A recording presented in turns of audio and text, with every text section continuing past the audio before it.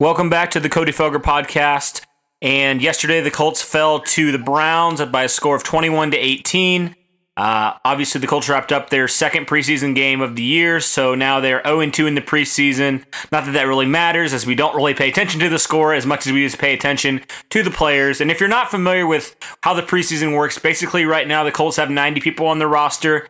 And by the end of week 4, by the end of the preseason, they need to get that down to 53. So really, what the preseason is yes, you got to look at your starters a little bit, but mainly it's for those guys who are trying to make the roster, make that final 53-man roster, and kind of determining who stays on this roster, who stays on the practice squad, and who just gets cut and tries to find a new home. And so I thought today we could look at and a little review the preseason game and kind of look at some players who we thought first stood out in a positive way, who maybe helped themselves in the pursuit to make this Colts roster. And then we could talk about players who stood out in not so positive way, and kind of look at players who struggled in the second preseason game, and then kind of talk about the implications of the roster spots to some of those roster battles at the back end of the roster. And so I think I'll start in first, and Andrew, you're here with me. And we're just going to talk about and look at some of these players that we stood out. And so the first guy that stood out to me, he's had a pretty strong camp. He's a guy that's probably not going to be a starter in 2019, a former second-round pick last year of Chris Ballard, defensive end Kemoko Turay. And I thought Kemoko, we've heard from different Colts reporters and stuff that Turay's had a pretty strong camp. But we didn't really see that in the first preseason game against the Bills. But yesterday, Kemoko Turay was a force on defense. I think he had a tackle for loss. He had a sack. He looked really, really good. And I know that Frank Reich, and when he was interviewed earlier today, was really high on him, and also Ben Banigou, the second-round pick of this year. Both pass rushers, both young pass rushers. But Andrew, you got to love what Kemoko Turay brought yesterday and how he's had a strong camp so far for the second-year pro. For sure, Cody. Turay was certainly one of those players amongst many others that stood out in yesterday's preseason game. He had 4 sacks last season. He's been working with Robert Mathis in the offseason, working on those pass rushing moves. And I think that if he can stay healthy this season, I think he's certainly going to be one of our better pass rushers on our defensive line this season. Yeah, and the next guy that I thought really had a strong game yesterday was Deon Cain. And so Deon Cain, if you're not familiar, he was a 6th-round pick of the Colts in 2018. He tore his ACL the first preseason game last year, and so he was out for the entire year, obviously. But he's looked pretty strong. I know he's had a strong camp. I thought he looked pretty good in the first preseason game. He only had a couple catches. But this preseason game, Andrew, Deon Cain really, really broke out, I think. And I think, honestly, if he wasn't a lock already, I think he's a lock now to make this Colts roster. Because if you're not familiar of who Deon Cain is, he was actually the wide receiver at Clemson when Deshaun Watson was there and when Clemson was really good. And somehow he fell to the 6th round, and I think the Colts were amazed when he fell to the 6th round, but I think there was potentially some character concerns there with Deon Cain, but he certainly flashed, and I think that he's primed now to have a potentially strong season. He's probably going to be the number 4, number 5 wide receiver. So when he does make the team, if he does make the team, I think that he has a potential to, if somebody unfortunately goes down, I think Deon Cain has a chance to really ascend. And I think last year, from what I heard, Deon Cain was, potentially going to be that number 2 wide receiver for the Colts. Everything was trending towards him being that at some point in the season. And then unfortunately, like I mentioned, he went down with that injury. But Deon Cain, Andrew, is a guy who, I think he had 7 catches, 80 yards, really showed flashes. And again, he's still recovering. And Frank Reich has talked about this, how he's still easing him into the lineup. But I thought, all in all, Deon Cain had a solid game yesterday and really is starting to ascend in this Colts wide receiver core. Yeah, I'd have to agree with you there, Cody. I think Deon Cain really stood out yesterday. As you mentioned, 7 catches, 80 yards, and he's certainly on the up and up in regards to competing for a roster spot. But another guy that really stood out to me and caught my attention yesterday, and he's actually played very well the last couple of games, was Chad Kelly, who was 15 of 17 yesterday for 115 yards and a touchdown. And then last week against Buffalo, if you remember, he had that 20-plus yard rushing touchdown as well. He is suspended for the first couple of games, so maybe if Andrew Luck isn't healthy going into the first couple of weeks, you look at a guy like Chad Kelly to maybe back up Jacoby Brissett. But like I said, Kelly's certainly making a very, very strong case for maybe even a third quarterback spot if you choose to keep 3 quarterbacks on the starting roster. Yeah, and another guy that really stood out to me yesterday, Cody, was a guy in Hale Henches who played really, really well yesterday in both our run blocking schemes and as a pass catcher as well. And for those of you that don't know, Hale Henches was an undrafted free agent out of Alabama, and he certainly played really, really well over the last couple of games, as I said, as both a very strong run blocker as well as a pass catcher. And I think he's making a very strong case for maybe a fourth tight end slot on our 53-man roster.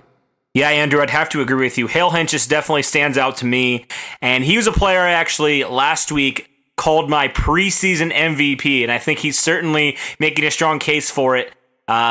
So something that I think was interesting that Jack Doyle, actually, the Colts starting tight end, said yesterday is that he compared Hale Henches to himself, but he said he was even better. So he said Hale Henches is essentially Jack Doyle 2.0, but better. And I think that's very interesting because something that I think is really intriguing about this Colts tight end group is that the Colts kind of have two different types of guys, two sets of guys, if you will, in Mo Alley-Cox and Eric Ebron, who are both, while Mo Alley-Cox is a really good run blocker and Eric Ebron not so much, they're both very physically gifted, very physical freaks, whereas Jack Doyle and Hale Henches, while they may not be that, they're kind of like they're jack of all trades type guys, kind of that Swiss Army knife like we've talked about, where they can, yes, they're really good at run blocking, but they're actually pretty good receivers as well. So it's interesting now because I think that Henches we saw yesterday, he lined up as the H-back and really, I thought, played really well. And he's kind of competing with Ross Travis, I think, a little bit, who's another guy that could potentially make the roster, who he scored a touchdown yesterday. It was good to see him in and actually doing something good. And so, yeah, but I think Hale Henches really stood out to me. He's one of my favorite players. I think he's just that solid player that can do everything for you, and you saw him make a couple clutch catches yesterday. I think he actually caught the 2-point when the Colts went for 2 points. He actually caught the 2-point conversion, so kind of showing that he can do. Yes, he's a really good run blocker, but he's also a good receiver, and so I think that's what the Colts like. I think the Colts really look at him as like a younger Jack Doyle type player, which you can't go wrong. Jack Doyle is a Pro Bowler, and he's been one of the most consistent players on this Colts offense for the last couple of years, and so Hale Henches is definitely a guy that I really like a lot, and I think the Colts really like a lot, and I think at the very least they'd like to have him on their practice squad for sure. But if they do decide to keep 4 tight ends, then I think he's certainly right now on the inside track to win that number 4 tight end position. And now it's time for us to look, unfortunately, at the guys who stood out in a not so good way, some of the losers from last night's game. And I'll start with a couple people from the same position, and I'll start with a guy who was drafted this year by the Colts in the 5th round. He was a converted free safety. He played free safety at USC, and that's Marvell Tell. He was a 5th round pick, like I mentioned, and I thought overall he had a nice pass breakup at the end of the game, but I think overall he was beaten multiple times on long balls, and he just kind of looked lost out there. And I think right now Tell's probably not going to make the final 53-man roster. So it doesn't really matter. But he could, that certainly was a little bit discouraging from a guy like Tell who has all the physical tools to be there, but he's still very raw. I thought it wasn't a good day for Tell, and also I thought it wasn't a good day, and really it hasn't been a good camp for Jalen Collins at all. He got beat on a touchdown. He really just has not been the player that we thought he could be or should be. I mean, he was a former 2nd-round pick. He started on a Super Bowl team a couple years ago, and he's just had an awful, awful time. I don't know what the reason is for it. Maybe he just needs to get out of his own head, but I certainly don't think he's going to make this final 53-man roster. And it's a bummer from a guy as talented as Collins, but it's just been a rough go for Collins. These weeks of camp and these 2 weeks now to preseason, I thought he's looked really, really poor overall. So those are my 2 losers. And Andrew, you're going to talk about another position group and some losers from that as well. So go ahead and take it away.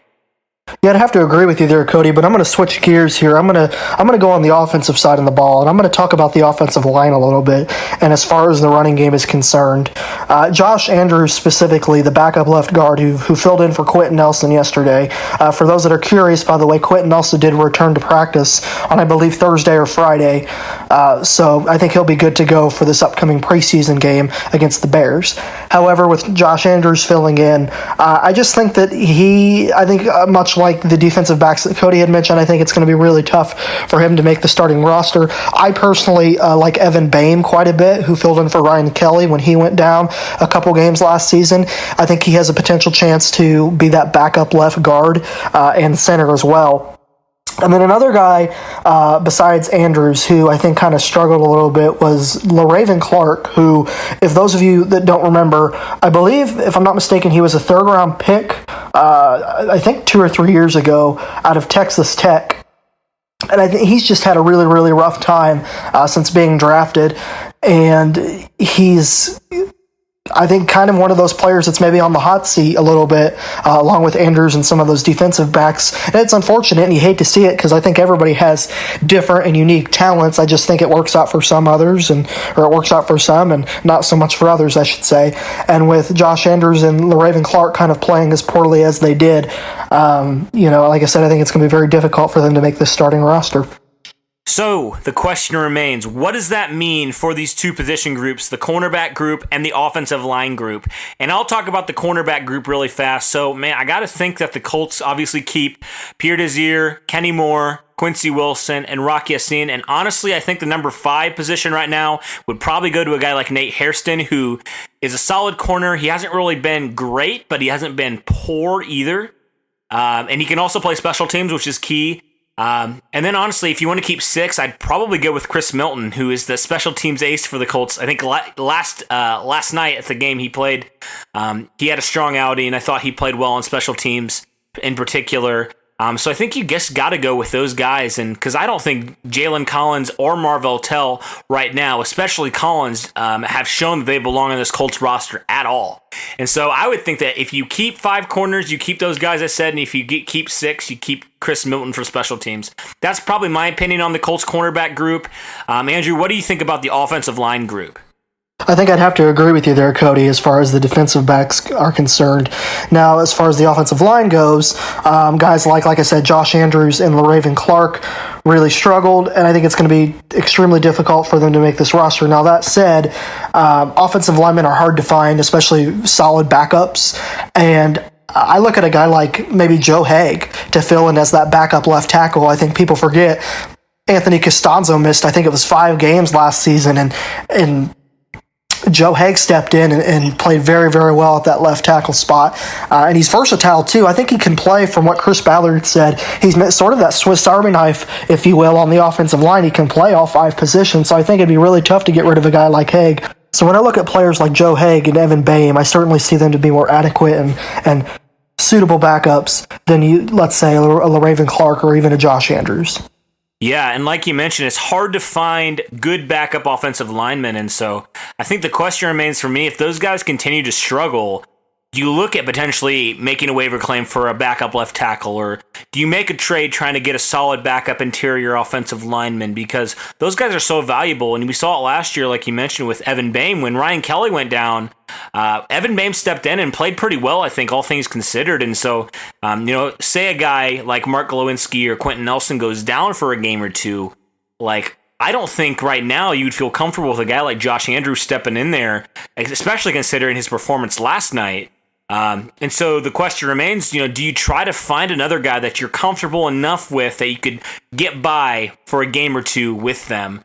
And specifically at left tackle, arguably the most important position on the offensive line. If Anthony Costanzo goes down again like he did last year for a couple games, do you trust LaRaven Clark to protect your franchise quarterback's, blindside for 4 or 5 games again? I mean, I certainly wouldn't. And I think he played pretty well last season, but I mean, if these last 2 games have been any sign of things to come, I don't feel comfortable with him being a left tackle of the future, especially, if Costanzo goes down, I don't feel comfortable with him at all. So I think you got to potentially look at doing that, however way you want to find that backup left tackle, that backup interior offensive lineman.